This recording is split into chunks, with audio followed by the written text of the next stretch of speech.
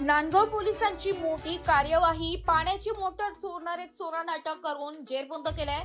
4 आरोपींना नांदगाव पोलिसांनी अटक केली आहे. नांदगाव तालुक्यातील चोरीचा घटना दिवसांदिवस वाढत असल्याने शहरात भीतीचे वातावरण तयार झाले.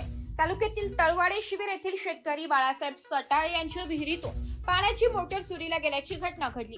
आरोपींनी आर्थिक फायद्यासाठी तक्रारदाराकडून उपरोक्त सोलर मोटर पंप चोरण्याचा कट रचला. नांदगाव तळवाडे येथील सर्वे नंबर 275 मधील विहिरीतून सोलर मोटर पंपासोबतचा स्टीलचा पंखा अशी वस्तू चोरीला गेल्याची घटना 25 मार्च रोजी सायंकाळी 6 ते सकाळी 9च्या दरम्यान तळवाडे शिवार नांदगाव तालुका येथे घडली.